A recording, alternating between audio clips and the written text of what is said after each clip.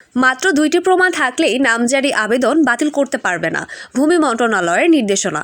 ভূমি মন্ত্রণালয় নতুন নির্দেশনা জারি করেছে, যার মাধ্যমে এবার থেকে ভূমি মালিকগণ মাত্র ২টি প্রমাণ থাকলেই ১ সপ্তাহের ভিতরে তাদের জমির নামজারি করতে পারবেন। তবে শর্ত হলো সেই ২টি প্রমাণ অবশ্যই সঠিক ও বৈধ হতে হবে। পূর্বে ১৯০৮ সাল থেকে শুরু হওয়া নামজারি প্রথায় ভূমি মালিকদের জন্য অনেক সময় জটিলতা ও ঝামেলা ছিল। ২০২১ সালে অনলাইন ভিত্তিক নামজারি ব্যবস্থা চালু হলেও অনেক ভূমি মালিক প্রক্রিয়ায় ঝামেলায় পড়েছিলেন। অনেক ক্ষেত্রে আবেদন সঠিক থাকলেও অফিসাররা কোনো যৌক্তিক কারণ ছাড়াই আবেদন বাতিল করতেন।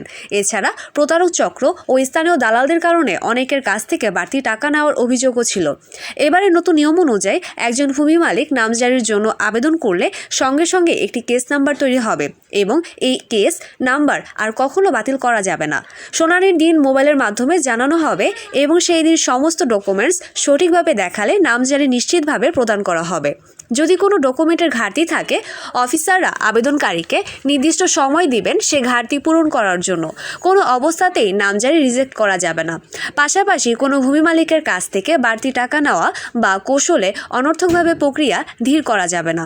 এছাড়া ভূমি মন্ত্রণালয় নিশ্চিত করেছে যে সমস্ত অফিসে নির্দিষ্ট সময়সীমা ২৮ কর্মদিবসের মধ্যে নামজারি প্রদান নিশ্চিত করতে হবে। ১ ঘন্টাও বিলম্ব অনুমোদিত হবে না। কোনো প্রবাসী বা দূরে অবস্থানকারী ভূমি মালিকও এই সময়সীমার মধ্যে নামজারি পাবেন। বরিশালের গরুনদী থানায় ইতোমধ্যেই ১ দিনের মধ্যে নামজারি প্রদান প্রক্রিয়া কার্যকর হয়েছে, যা দেখিয়েছে যে অনুরূপ উদ্যোগ অন্য অঞ্চলেও সহজে বাস্তবায়ন করা সম্ভব।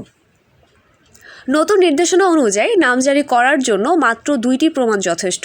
সংক্ষেপে বলা যায়, ভূমি মালিকের মালিকানার বৈধ দলিল, অন্য একটি প্রমাণ যা আবেদনকারীকে নির্ধারিত শুনানিতে হাজিরা দেওয়ার সময় দেখাতে হবে, যেমন খাজনা প্রদানের রসিদ বা অন্যান্য সংশ্লিষ্ট নথি। এই ২টি প্রমাণ সঠিক থাকলেই নামজারি আবেদন বাতিল করতে পারবে না। নতুন এই নির্দেশনার মাধ্যমে ভূমি মালিকরা স্বচ্ছ ও দ্রুত প্রক্রিয়ায় তাদের জমি নামজারি পাবেন, আর কোনোভাবেই হয়রানি বা অতিরিক্ত অর্থ দাবি করা হবে